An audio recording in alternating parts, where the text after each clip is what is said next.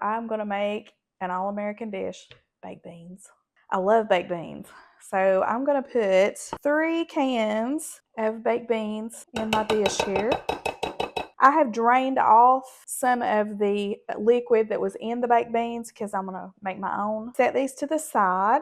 Start off by chopping up a little bit of onion. There's so many ways to make baked beans. And I've said this before about different recipes. You make them totally the way you like. But I love to see the different ways that people like to cook.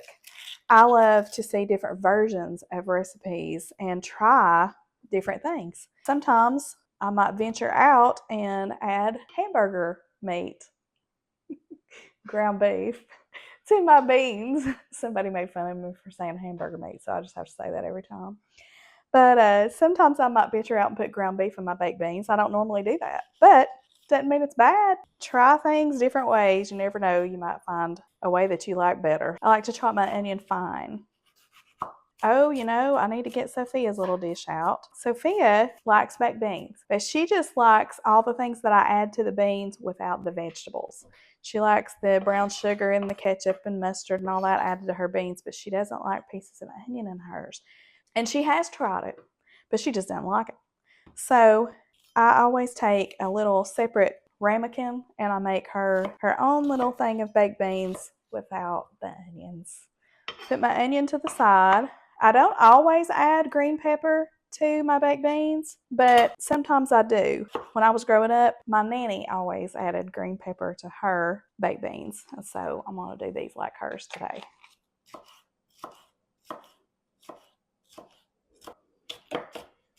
Take a skillet and put it on the oven top and saute my onions and peppers. I like those to be sauteed, that way you don't have to bake the beans so long and the beans get dried out, and that way your onion and your pepper is all cooked.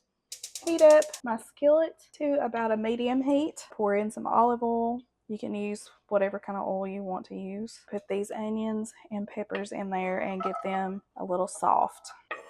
Cook these down for maybe 4 to 5 minutes. While my onions and my peppers are cooking, add some Dijon mustard.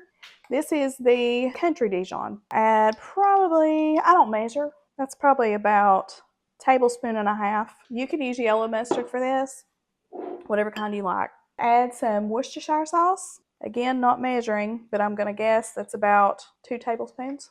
And then I'm going to add my favorite barbecue sauce. Probably about a little over a tablespoon of that. Some ketchup. You can see we eat a lot of ketchup around here. I have to get the big one. Add about 2 tablespoons of that. Add some brown sugar. Now, a lot of people like to use molasses. You can certainly do that, but I just use the brown sugar in mine. And that's one of my kitchen tablespoons, and I think I put about 3. Stir this around. Keep stirring it until you get all those ingredients really good and incorporated in there. My peppers and onions are finished. Pour those in. Of course, if you don't like to use the green pepper, you don't have to put it in there. And if you're like Sophia and don't like the onions, you don't have to put those in there either. Jay just reminded me that I had not gotten Sophia's little bowl out, so I'm going to scoop hers off and not get any onions in here. Let's stir these up. They look and smell so good. Get a little taste test to make sure that we've got the right ratio of everything in there.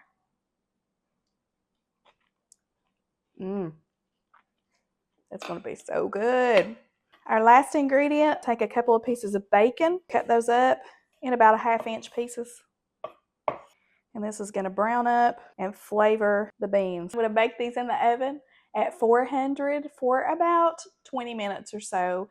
And if you want to crisp up the bacon even more, you can just put it under the broiler. And these are going to be delicious.